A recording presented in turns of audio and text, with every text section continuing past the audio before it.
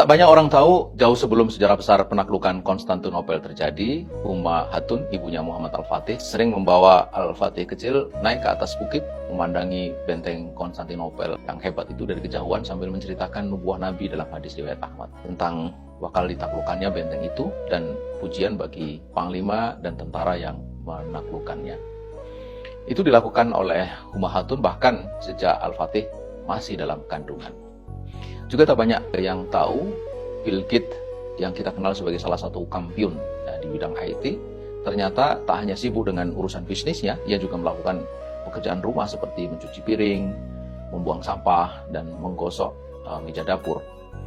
Katanya, melakukan tugas yang acap dianggap oleh banyak orang remeh-temeh seperti itu membuatnya tetap rendah hati dan membumi, serta membuat orang lain merasa dihargai.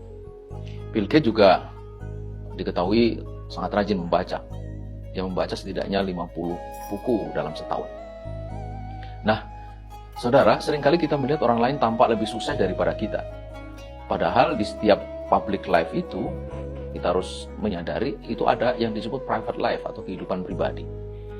Yaitu ketika kita ada di dalam kehidupan yang hanya terlihat atau diketahui oleh orang-orang dekat kita, atau bahkan tak terlihat oleh siapapun. Hal inilah yang pernah disinggung atau dikatakan oleh Malcolm X. Dia mengatakan, anytime you see someone more successful than you are, they are doing something you are not. Ringkasnya, jikalau Anda melihat seseorang itu tampak lebih sukses daripada Anda, maka ketahuilah bahwa orang itu pasti melakukan sesuatu dalam private life-nya yang tidak Anda lakukan. Nah, saudara, berkaca pada prinsip sederhana ini, sesungguhnya Islam telah mengajari kita untuk menata kehidupan pribadi kita dengan sebaik-baiknya, dengan takwa, doa, zikir, wirid, ibadah. Tentang iman dan takwa dan kebiasaan sholat malam misalnya, itu ada nasihat bagus yang disampaikan oleh Syekh Adebali. Ini gurunya Osman yang kelak menjadi penancap tonggak dari kesultanan bahkan kekhilafan Utsmani. Katanya, kata Syekh Adebali kepada Osman, siapa yang tidak menerangi diri, dia tidak akan bisa menerangi dunia. Dan siapa yang tidak bisa mengalahkan selimut di malam hari untuk sholat malam dalam kehidupan pribadinya atau private life-nya, dia tidak akan bisa mengalahkan musuh di siang hari. Siapa yang tidak bisa menegakkan iman di rumahnya, tidak akan bisa membangun peradaban dunia. Ini luar biasa nasihat ini. Ya.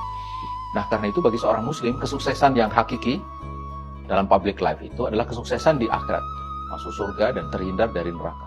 Inilah yang disebut oleh Allah sebagai fawzul kabir atau kemenangan besar. Dan hanya ketaatan sempurna kepada Allah sajalah baik dalam public life maupun private life yang akan mengantarkan kepada kemenangan besar itu.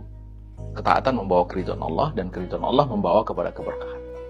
Yakni berupa tambahnya selalu kebaikan dalam kehidupan di dunia dan pahala di akhirat. Para ulama menyebut itu. Berkah itu ziyadatul khair wal ajri.